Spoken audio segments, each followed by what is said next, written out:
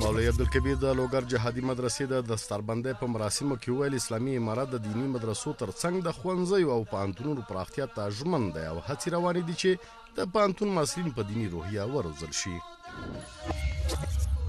مولوي عبدالکبیر د پکتیکا ولایت د جهادي مدرسې د دستاربندۍ په مراسمو کې وویل څنګه چې اسلامي امارت د فساد او نورو ناخوالو پر وړاندې بریالی دی د فقر د کچې د ټیټولو لپاره هم هڅې پیل شوي او د افغانستان ملي اقتصاد به لا پیاوړی شي.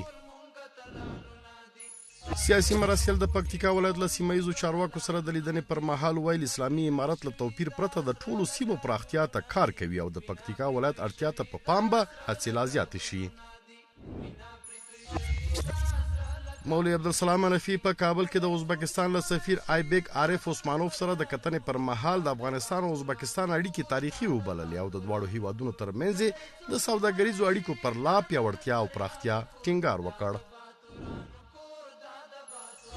د لوګر د سمنټو د تولیدي کارخونې تړون چې $145 میلیونه پانګونه پرې شوې او په ورځنیز ډول به د 2500 ټنه سمنټو د تولید ظرفیت ولري د ریاست الوزرا اقتصادي مرستیال ملا عبدالغني برادر اخوند په حضور کې د کارونو او پټرولیم وزارت او خصوصي شرکت ترمنځ لاسلیک شو.